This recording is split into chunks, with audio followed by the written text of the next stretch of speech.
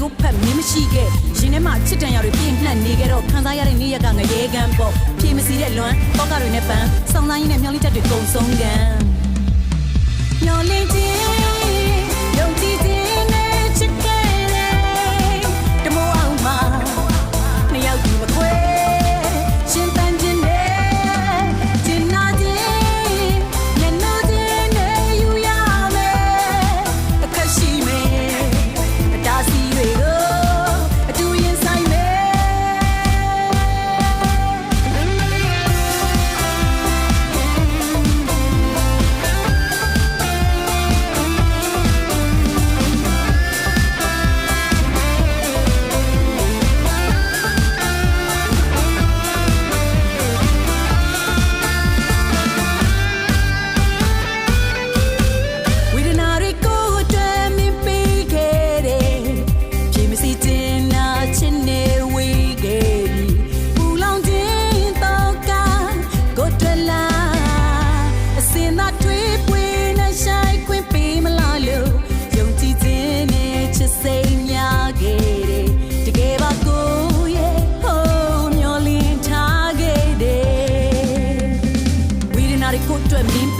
အကျဉ်းနာတွေတို့ဖက်မင်းမရှိခဲ့ရင်ထဲမှာချစ်တန်ရောက်တွေပြင်းနှက်နေကြတော့ခံစားရတဲ့နေ့ရက်ကငရေကန်းပေါ့ဖြေမစီတဲ့လွမ်းပေါက်ကတွေနဲ့ပန်းစောင်းသားရင်းနဲ့မျောလိတက်တွေကုန်ဆုံးကန်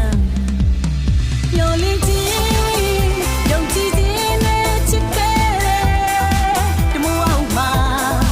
နှစ်ယောက်ဒီမခွဲရှင်ပန်းခြင်းနဲ့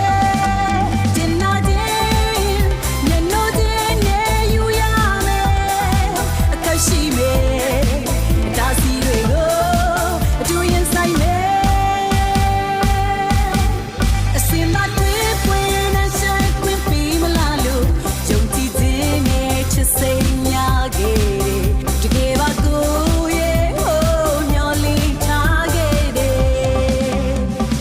Go